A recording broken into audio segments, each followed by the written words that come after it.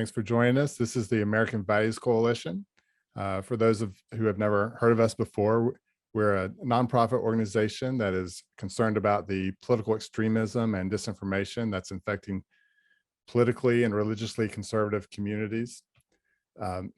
This problem, we think, it's very complicated, and we tackle it from different angles. That's why we've had webinars on different topics looking at this problem from different angles.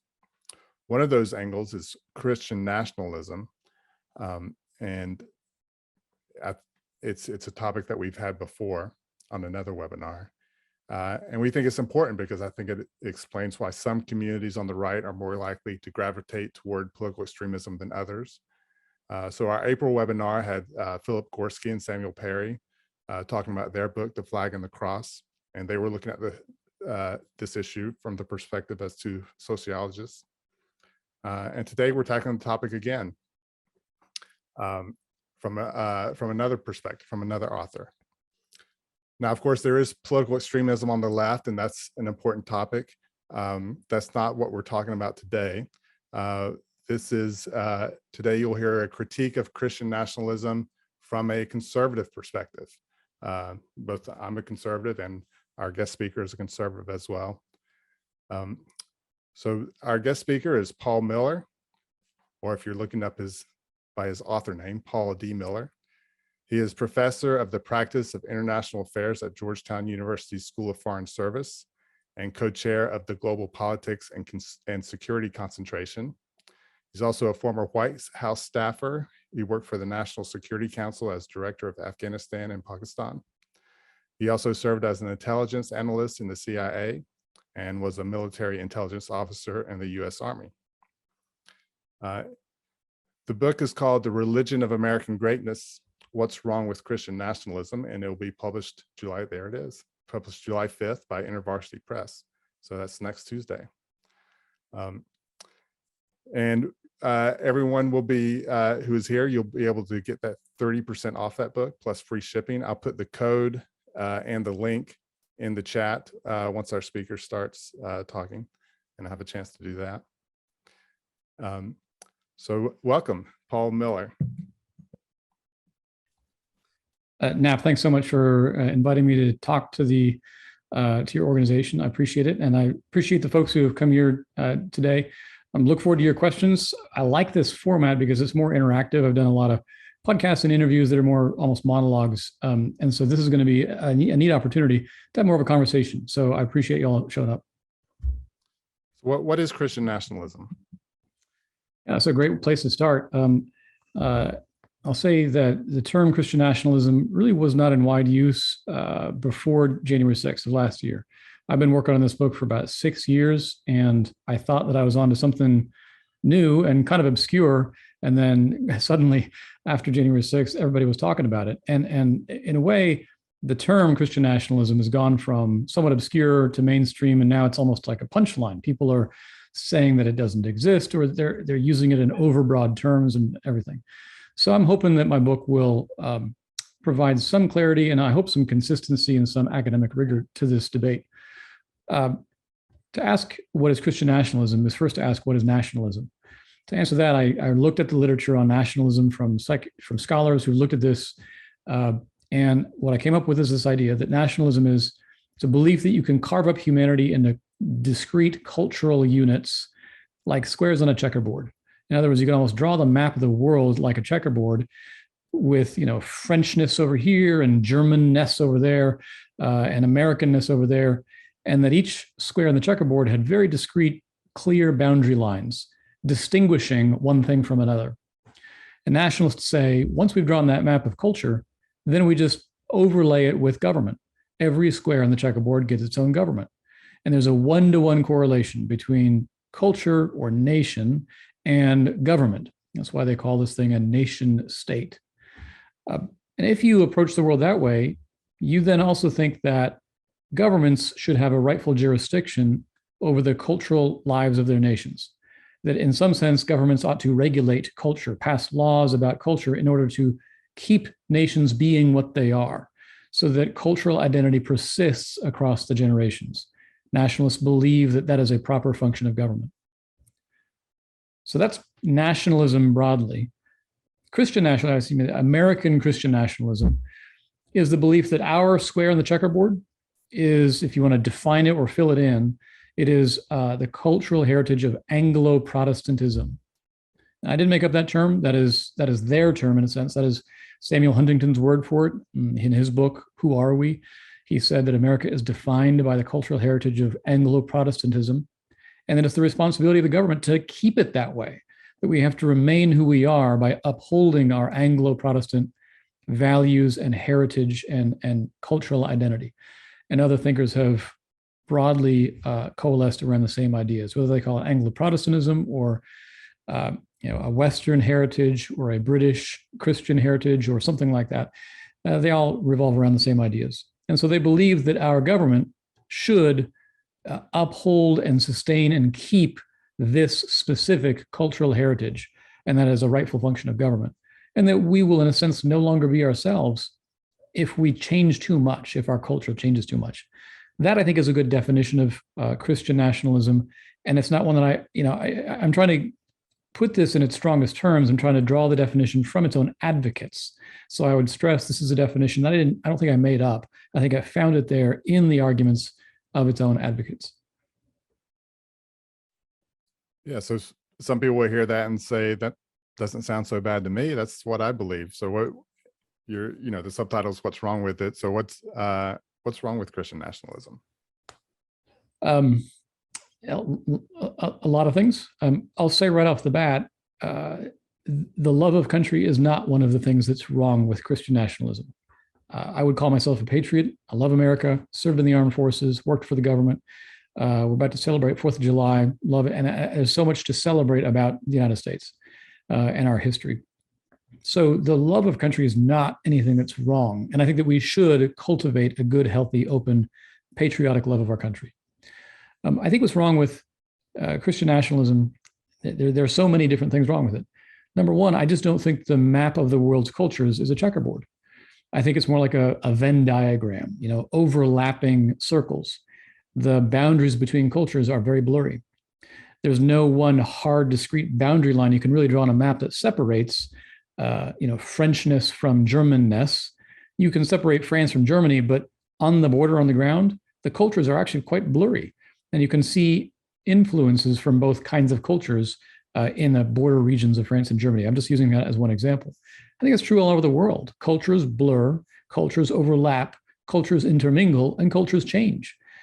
Since that's the case, culture makes a very bad foundation for political boundaries, which are very hard, very clear, and semi-permanent, right? We expect our political boundaries to endure. So this idea that our political and cultural boundaries should overlap, there should be a one-to-one correlation, is, I think, kind of impossible on its face. And that means whenever nationalists try to make them overlap, they end up having to rely on measures that are more or less coercive. And so that's when we get in this idea that nationalism is inherently illiberal. And what I mean by that is, again, more or less coercive and even oppressive and inconsistent with classical liberalism. Don't be scared by this idea of liberalism. I just mean the ideology of the American founders, right? It is inconsistent with the ideology of the American founding because it involves the government telling us who we are. And as an American, I want to say, who are you to tell me who I am? I don't think the government has a role here in telling me my own cultural identity. And what if I don't happen to fit into that cultural template? What if I don't want to? What if I don't want to fit into that cultural template? Am I somehow less than truly American? Am I less than fully American if I don't abide by this template of Anglo-Protestantism? That would be the beginning of the problems with Christian nationalism, just from a political standpoint. I think there's another set of problems from the church's standpoint.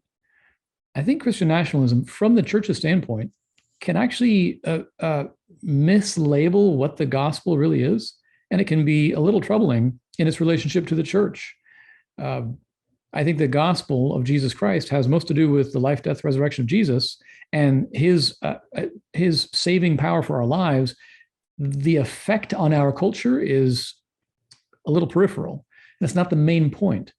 I worry that Christian nationalism misleads Christians into thinking that changing our culture, redeeming our culture, Christianizing our culture is somehow the main point of our faith. And it's not. I do want us to be involved in the world and work for justice. That's absolutely true. But that is very different than a political ideology of enshrining Christian dominance in our culture. Those are very different things. So I could speak more on either of those, but maybe that's the best way to stop right there. There's some deeply problematic aspects, kind of practically and from a political theory standpoint. And also as a Christian, I also am worried about the effect of Christian nationalism on the church. Yeah, thanks for that. And I'm not sure if I made that clear in my introduction, is that this is one of the things that makes your book different from like the Gorski-Perry book and some of the others, is that you spend a lot of time critiquing it from a Christian perspective, not just as somebody who's a political conservative. There's several chapters there on the Christian right and some of the problems in the way that the Christian right has engaged in politics. But just from the other side, the other perspective, how should Christians get engaged in politics? Yeah, I definitely wanted to address this question because it's important to hear. It's important for me to say Christian nationalism is not a label for any and all Christian involvement in politics. Some people are using that phrase now to mean like any Christian engagement in politics is Christian nationalism. And that's just wrong, and it's kind of lazy, and it's not using words the way they're supposed to be used. I think that we Christians absolutely should be involved in politics. We should advocate for justice. We should not apologize for our faith. I am so glad and so grateful for the Supreme Court's decision in Dobbs. That is a victory. It's not a Christian victory. It's a victory for justice. It's a victory for life. It's a victory for the Constitution, which I think properly interpreted should protect life. And so that's not Christian nationalism. How should Christians be involved in politics? I think our fundamental principle should be pursuing justice, specifically pursuing equal justice for all. We should pursue policies that uphold the equal human dignity of all persons. And I think that does, for me, that involves advocacy in the pro-life movement. It also involves advocating for religious freedom. We also just got a Supreme Court decision on that yesterday, day before. But it's very important. I think it's really important that we guard against the temptation to special pleading for our particular tribe, right? We shouldn't be seeking carve-outs for us as Christians so much as we should be seeking for equal justice for all, which will benefit us as Christians because we're people, and we would also benefit from equal justice under law. It's a very subtle distinction, but I think it's really important. The whole ballgame here is that we want to pursue justice, even if it's disadvantageous for our particular tribe's social influence. I think sometimes we tend to confuse these two things and pursue anything that sounds good for Christians, even if it's not good for everyone else. And I just want to stress, I think we always need to be thinking about our neighbors and loving our neighbor, even politically, even when we're thinking of public policy. We should love our neighbors politically by pursuing policies that benefit all of us equally and not just our own tribe. Okay, so let's put a finer point on that and just use one particular policy area as an example, immigration.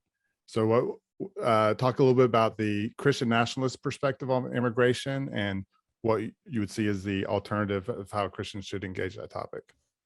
Great question. And I appreciate your question, your effort to kind of drive down to specifics. A lot of this stuff is fairly abstract. And so thinking about where the rubber meets the road can be a helpful way of kind of seeing Christian nationalism sort of in action, so to speak. Christian nationalists are definitely immigration restrictionists, right? They definitely want to kind of not just enforce the border, but pass more restrictive laws on immigration to regulate who's able to get into the country. And look, I wrote in 2 books ago on my book on grand strategy that of course we should enforce the border, enforce our laws. That's a no-brainer. But Christian nationalists will often say we should only let people into the country who, quote, share our values, who are ready to assimilate, who are ready to support what we already are. And I could cite Michael Anton, who's a professor at Hillsdale and wrote a famous essay before the 2016 election. in which he specifically said, let's stop letting in, and his language was a bit coarse. Let's stop letting in third world foreigners who have neither the taste for nor the experience of political liberty, or something to that effect. It's almost a quote. And I'm a little troubled by that approach. I tend to think that the values of equality and liberty are universalizable. I see lots of evidence of people all around the world in every cultural bloc that embrace freedom and embrace equality. These are not uniquely American values. I don't think they're even uniquely sort of European or Western values either. The last 2 centuries are a very consistent story of the growth and expansion of ideals of freedom and equality. So it's a kind of a strange time to doubt the universalizability of these ideals. So I'm not really worried about people immigrating to the United States and then somehow turning against the Constitution. I don't think that's a thing. Yes, people come from all over cultures all over the world, and cultures are different. But so far, the one thing we seem to have in common is that we kind of like the Constitution and the Declaration. I don't see a lot of threat to those values coming from immigration. And just to put a finer point on this, it turns out that most immigrants who come to the United States are in fact Christians. Most of the Syrians who came during the Syrian refugee crisis were Syrian Christians who were fleeing their government and fleeing the Assad government and ISIS. So I doubly don't see any reason, even under the nationalist criteria, to oppose their immigration. It makes me wonder, what are they really opposing if the immigrants are actually mostly Christian? The same is true of almost all immigration coming from Latin America, from Mexico, from Guatemala and elsewhere. They're all, also coming from professing Christian backgrounds. So what is it exactly the nationalists are opposing if that's the case? So in immigration, I tend to be a bit more, of course, immigration should be legal. We should enforce the border, but I tend to be pretty relaxed. I think that when we regulate immigration, we should regulate immigration for purposes of national security and maybe economics, but not culture. Let's not use immigration to try to engineer our culture or prevent cultural change. If that's how you see immigration policy, that I think is definitely a nationalist approach to immigration policy that I would see as inappropriate. All right, let's open it up to questions. So if you look down at the bottom of your Zoom, there's a chat that you can use to put in questions, or if you want to ask your question, use the reaction button to raise your hand and I'll call on you. In the chat as well, you'll notice I put the link and the code for anyone who wants to get the book at 30% off plus free shipping. That is in the chat as well. If you're watching this by recording on our YouTube channel, welcome, but the code is no longer active, so sorry about that. And if you are watching the recording and have questions, feel free to reach out to me. I'm on Twitter at Paul D. Miller 2, Paul D. Miller 2. Feel free to just link to me there. You can ask a question. It's also not terribly hard to find me online. Since I'm a professor at Georgetown, I think my email address is there as well. All right, Kedron Bardwell.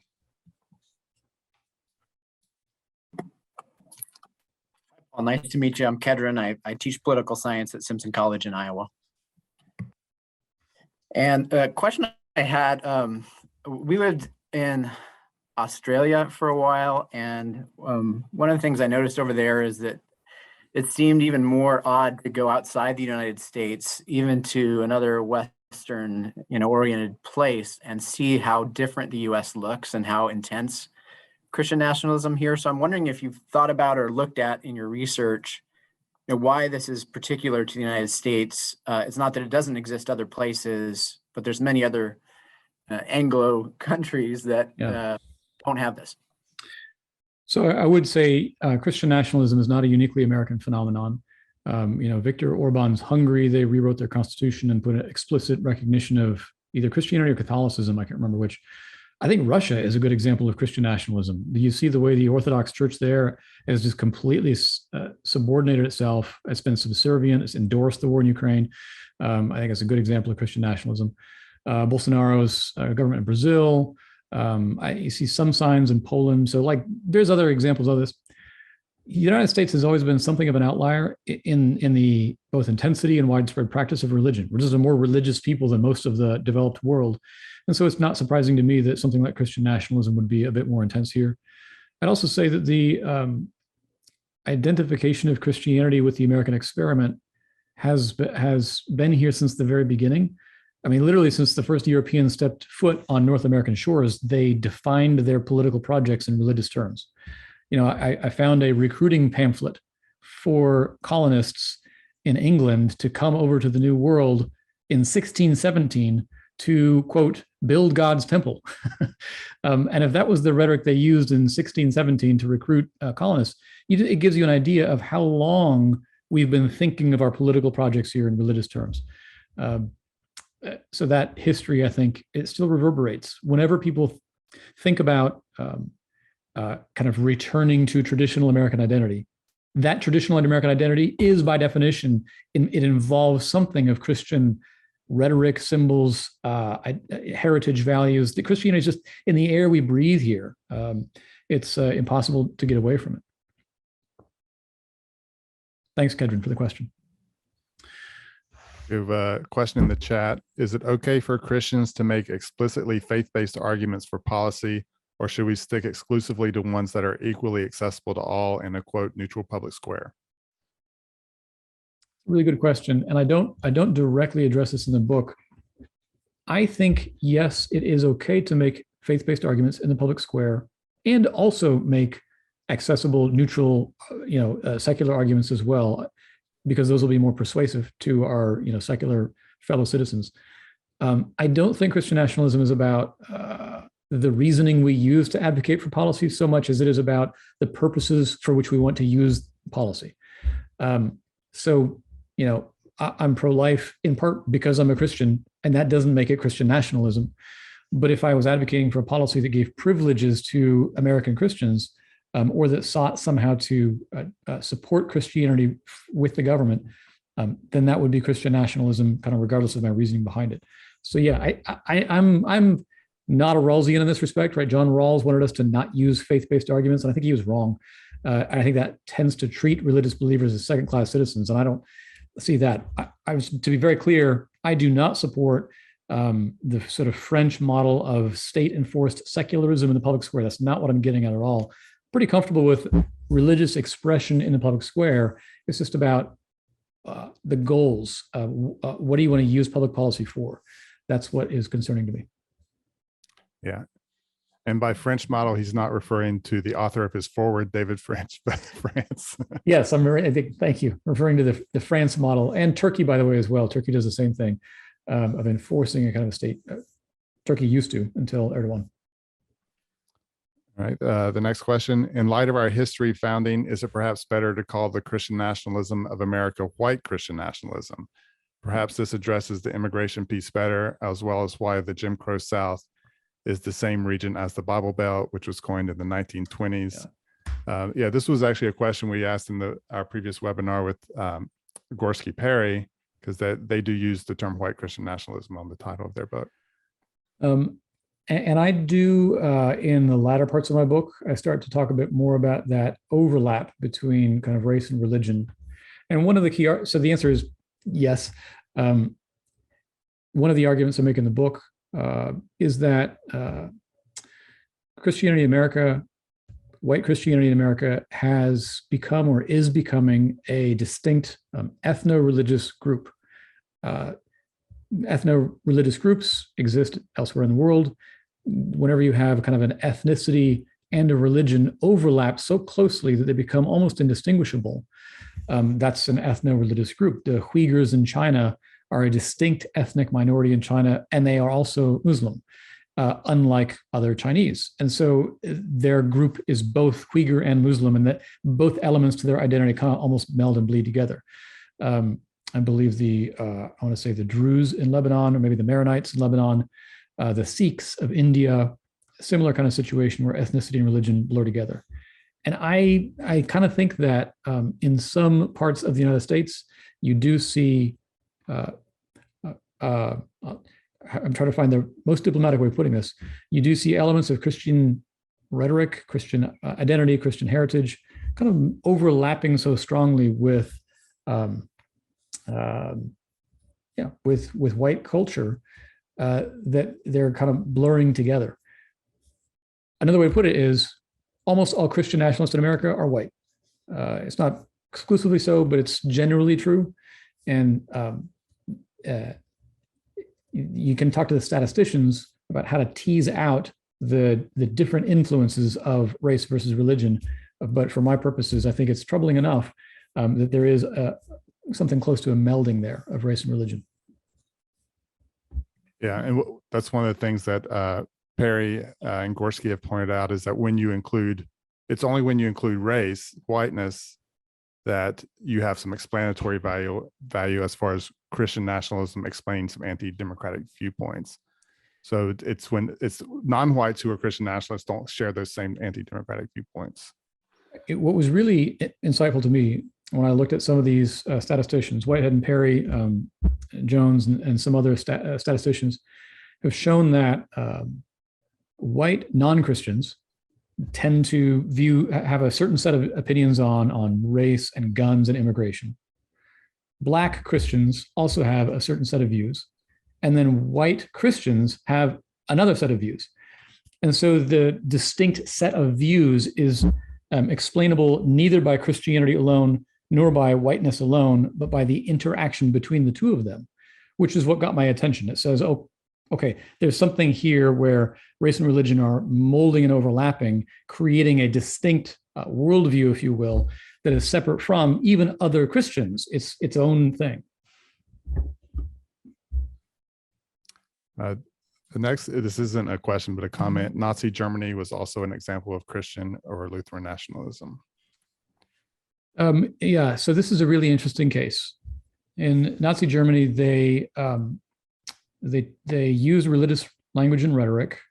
They also severely proscribed or limited churches' freedom. 1937, they passed laws essentially kind of taking over a lot of the Christian churches. And then, of course, there was the churches that refused to comply and stayed out of it. Bonhoeffer's the confessing church. And so there was Christianity in Nazi Germany that was outside the state and tried to protest and tried to be something independent. But Nazi Germany itself, yes, they did kind of appropriate the churches, and quite a lot of German Christianity went along with it. My best understanding is that the Nazis didn't use this kind of rhetoric a lot because they wanted to move beyond Christianity to embrace a sort of a neo-paganism. But yeah, they did kind of take over the Christian churches en route to building a new kind of paganism. So yes, I'm comfortable saying it's an example of Christian nationalism, but I don't think that was their end goal. All right. The next is a comment and a question. MLK and Lincoln used Christian concepts and language. Yep. And no, I've got no problem with that. The problem here isn't using Christian concepts or language. It's about the purpose that you use them for. And I think obviously their purpose was excellent. I just say the Confederacy also used Christian concepts and language. It's not the use of them, it's why you're using them. And I think the Confederacy used them for the wrong purposes. Lincoln used them for the right ones. Can't one believe in universal access to certain values, yet believe that too much immigration at a time is problematic? Yeah, and this is a better argument about immigration. It's not so much that we're opposed to all cultural change. It's simply that we want to adjust the pace. And it is true that right now in 2022, we have a higher percentage of foreign-born citizens than at any time since, I think, the 1920s. We're at near a 100-year high. I'm a little sympathetic to that because cultural change is fine. It's unstoppable. It's usually pretty good. I think it's reasonable to say rapid, pervasive cultural change can be destabilizing.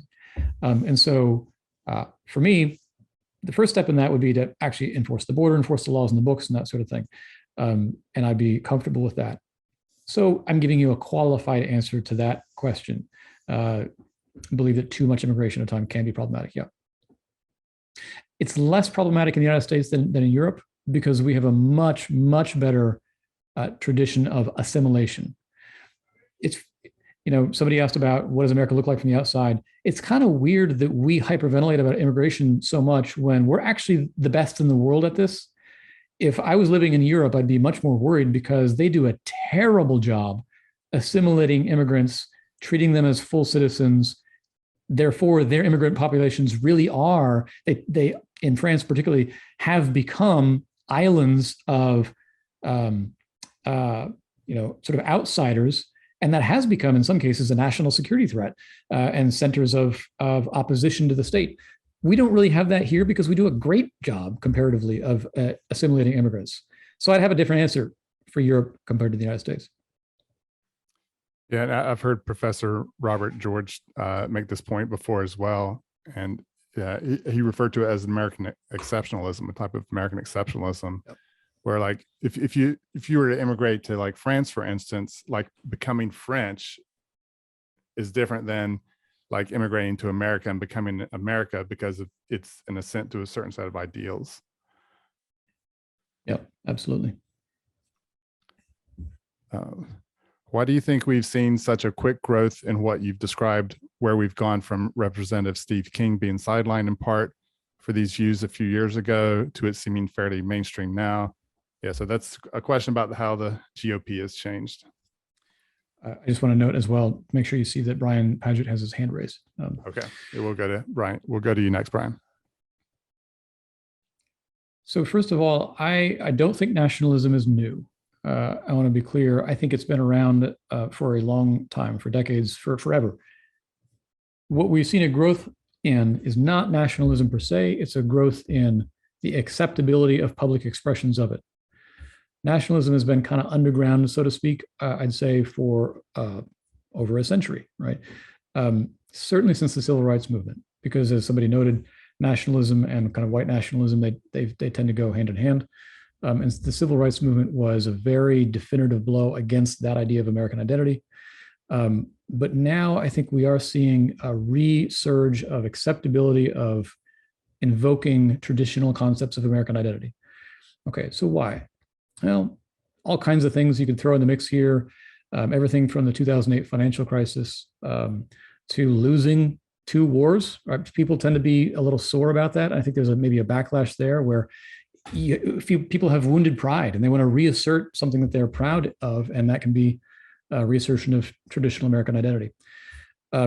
There's also COVID. I think that you can't ignore the impact of Trump as an individual, right? I listed off some structural features from way back, but political victory attracts followers.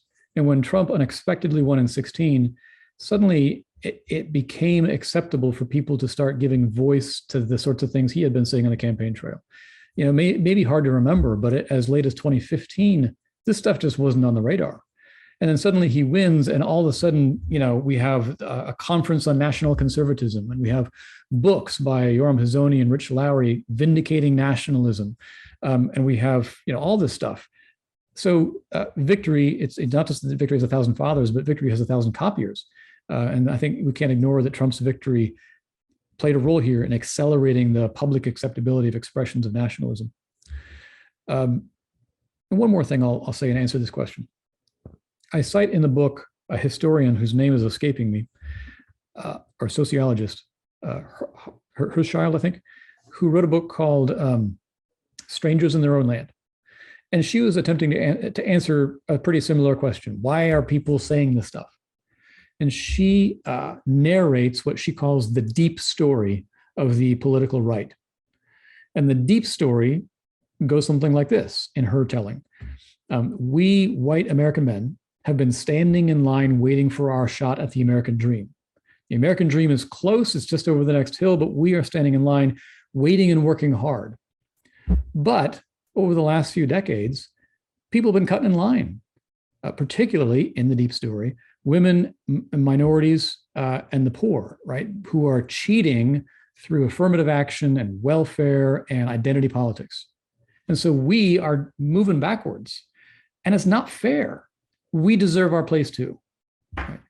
And this is the deep story that she says is prevalent on the right.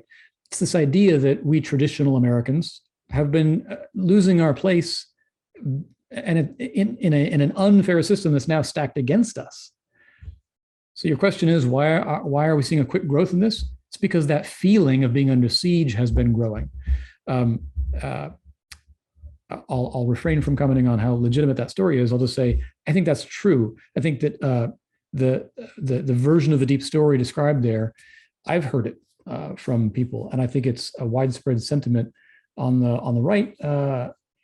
The sense that we need to reassert ourselves to get our place back in line, so to speak. I think that is another part of the answer. All right, Brian Paget.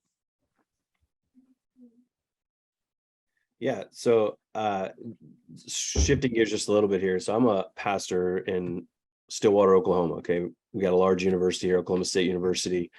Because of that, we have a lot of, I would say there's a lot of bleeding between Christian nationalism and just, I think, Christians in politics, you know, the kind you're talking about that's good, and then the kind you're talking about that is Christian nationalism.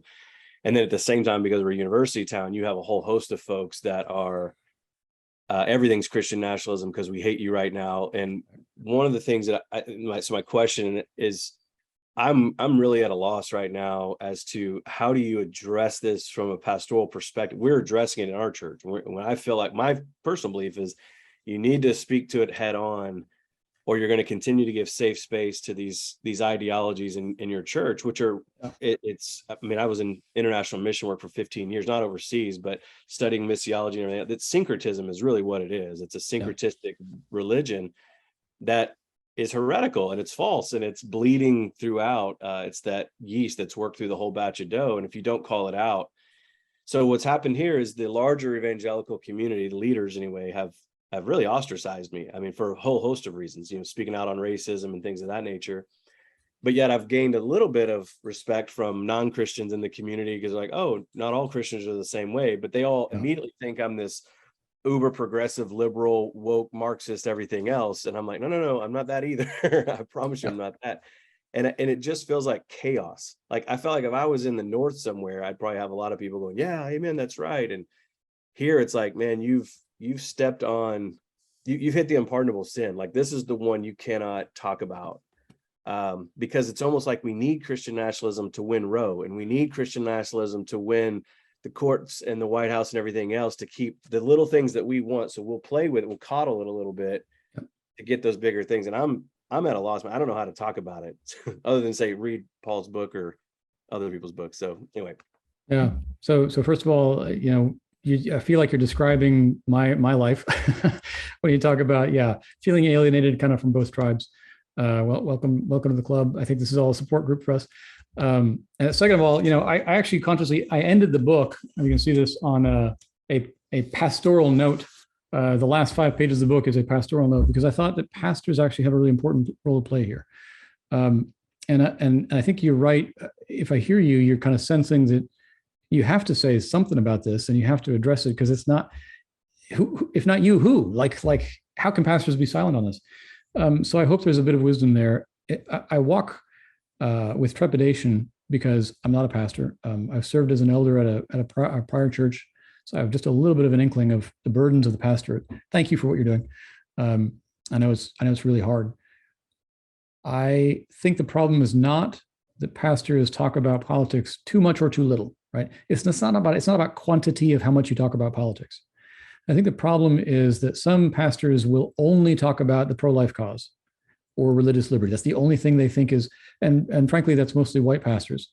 You know, black pastors have long understood that there's a broader array of concerns that their churches need to address. Churches were essential to the civil rights movement. So I would say that what we need is a more holistic political theology. I don't mean like you need to do a sermon series on political theology for the next 7 Sundays. I just mean like every Sunday, every sermon, every text you're preaching from, when you apply the Bible to our lives, it almost always has some implications beyond the individual. But we evangelicals, we have absorbed the functional individualism of American culture.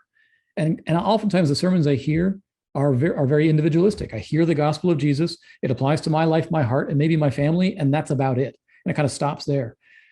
But honestly, I don't think that's true. Like, I think that if you understand the whole creation gospel, that God is renewing all things and that he has chosen a people corporately for himself, I think there's always going to be implications for our social, cultural, and political relationships more broadly. And so trying to pull that out of the scripture and integrate that into your teaching, I think is the long-term answer. And that's, I've given you a very abstract answer, but I think that's kind of the long-term answer. Maybe you'd need some smaller stuff too in the meantime, a couple of maybe Sunday morning seminars just to talk about this issue or that issue, or I don't know what. But I do think that we need to consciously push back against the individualism of our inherited culture and understand that that's not in the Bible. And we should try to pull up the corporate dimensions as well. Yeah. And at AVC, we have an outreach to pastors who we've heard this story so many times, and it's one of the ways that we got connected to Brian. We had a conference for pastors recently. So if you're on this call now and you're a pastor or you're watching on YouTube, and please reach out to us and connect at our homepage, AmericanValues.org. There's a tab especially for pastors where you can connect with us. So the next question, I think it goes back to the strangers in their own land, your sort of summary that you were given about that book. Yeah. So Stanley adds, also provoking this white Christian nationalism, all the elite institutions and influentials that display as pro-non-white and anti-Christian. Yeah, you're right. This does get back to the strangers in their own lands, because again, that is sort of the narrative, the deep story on the right. And I tried to dodge the issue earlier about whether or not the deep story has any validity or not, but I guess I can't quite dodge. This is a really, really tricky thing, and I want to be careful about this minefield. I think there's some truth there to what you say, that there are institutions, there are some kind of extreme folks on the left that do display that kind of rhetoric. I don't want to sit here and kind of claim the victimhood mantle, right? I don't think that's a helpful way for us to respond. If there's any victimhood here, it still doesn't hold a candle to the victims of much greater injustices in American history. If there's a victimhood here, it means that we're losing a little bit of our historic social prestige and power. That might feel uncomfortable, and there might be some procedural ways in which it is unfair. But again, let's not pretend that we're the victims on par with the great victims of American history. There was something else I wanted to say there.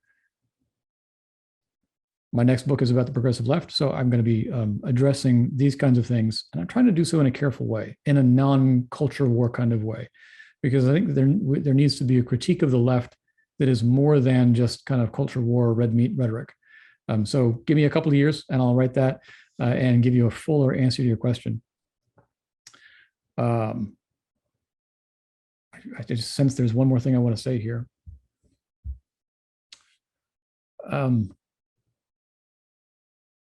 Yeah, maybe it's not quite ripe in my mind yet. I've been chewing quite a lot on questions about living in secular spaces that are, if not anti-Christian, at least maybe ignorant, right, of the faith. And you said pro non-white. I'd rephrase that. I'd say very much given to the identity politics and kind of the DEI stuff that is prevalent. I kind of live and work in those spaces, working at a university. So it's on my mind. And I want to give good wisdom for how to live in that world, and also offer a wise critique of that world. But give me a couple of years. So wish I could have a better answer for you. When were you writing the book in relation to the January 6th insurrection? Had you started, or? The Christian nationalism book? Yes. This book, yeah. I started this book in 2016. Yeah, so I was working on it for a long time. This is a difficult book to write, both kind of intellectually, but also emotionally, spiritually, to write this book, to re-examine so much of what had been part of my life. And so it took quite a long time. I was also writing my book on just war at the same time. So another reason why it took so long. So yeah, I was indeed writing it. I mean, when Trump, before this, back in the mid 2020, when he stood with a Bible in front of St. John's Church, I was like, I saw that. It's like, this is really helpful. It gave me a good image to put in my book. And then January 6th, again, I just, as it was happening, it's like, I know this is going to have to make it in there. So it's actually the conclusion to the chapter on Trump. I addressed January 6th. Yeah. So what is, just the short version, what is the relationship between January 6th and Christian nationalism? So on January 6th, we saw quite a lot of stuff. We saw some conspiracy theories, which is not definitionally connected to Christian nationalism. There was actually some white nationalism on display. Some of the police officers were targets of racial epithets and whatnot, and there was Confederate flags in there. And then there was Christian nationalism, right? They were playing Christian worship music. They carried the Christian flag into the Capitol. They had a cross on the grounds outside. They had signs that say Jesus saves. Most tellingly for me, when the leaders made it into the Capitol and found their way to the US Senate, there's actually a video of this on YouTube. You can go look it up and listen to the entire prayer. They stop and pray on the floor of the US Senate. And it's almost comical because they begin to pray and then they stop and say, everybody remove your headgear. Out of a sign of respect, they remove their hats after having just conducted a violent riot. They observe the niceties by removing their hats in order to pray. And it's a very, somebody shouts out, Jesus Christ, we invoke your name. And then this guy prays and he says, thank you for not letting the American way go down. Thank you for helping us. This is our land. Thank you for not letting the American way die. In Jesus' name we pray, amen. So they invoke Jesus' name very clearly to bless what I think is a terrorist attack on the United States to interrupt the constitutional transfer of power. I know that might sound like strong language, but I've been kind of obsessed with this and I've read everything I could about January 6th. I'm very persuaded this is political violence, which is terrorism, to interrupt our Constitution. And they used Jesus's name to bless it in order to reassert what they claimed was a traditional American identity. As they said, this is our land, they said as they prayed. So I think that we definitely saw elements of Christian nationalism on display there. All right, we have time for a few more questions. You can raise your hand or put them in the chat. Why do you think so many evangelicals supported Trump? It's a different question in 2016 versus 2020 versus in the polling even today. In 2016, a lot of folks essentially looked at it as a gamble. Trump is an unknown quantity. He made a lot of promises. He said he'd appoint good judges. We know Secretary Clinton, she's a known quantity. And for many people, she was just unthinkably bad, right? And so for them, it was like, well, may as well try Trump. Can't be worse than Clinton. And I can sort of like, that's not enthusiastic support for Trump or for anything he stands for. I will note, despite, even in the primaries, Trump received the strongest endorsement from white evangelicals. There was one poll where 50% said that he'd make a great president during the primaries, not during the general when he's running against Clinton, but in the primary when he's running against Rubio and Cruz and others. 50% of white evangelicals said, yeah, Trump's the guy who's going to make the greatest president. So there was some degree of enthusiasm even way back then. Trump himself in the 2016 campaign pitched his campaign very explicitly towards Christians. You can find example after example after example where his campaign rhetoric, he's speaking to Christians. He says, I'm going to restore Christian power. You guys have lost all your power. I'm the answer. I'm your guy. I will champion your values. I will give you power back. And I think that a lot of people heard that.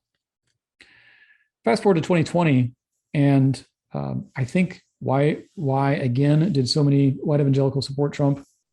There's some evidence that it dropped just a little bit, about 76%. The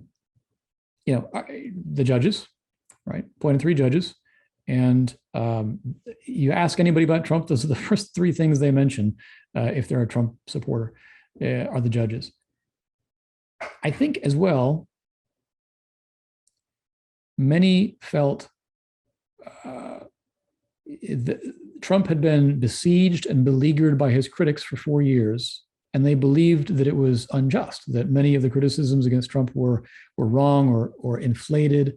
And so they felt a sense of defensiveness, almost a sense of protectiveness, that attacks on Trump were somehow attacks on themselves. That if you attack Trump, you're also implicitly attacking those who supported him previously. And so there was I've felt this in many conversations with those who did vote for Trump, this defensiveness, and it almost increases their dedication to continuing to support him.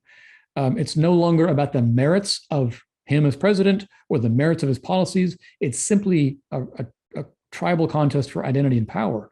And since Trump's my guy, I'm going to stick with him. And it actually deepened the more Trump got critiqued and impeached and criticized. It actually deepened his supporters' devotion to him. They almost felt an almost identification with him and his trials. So I do think that that's part of it as well in 2020.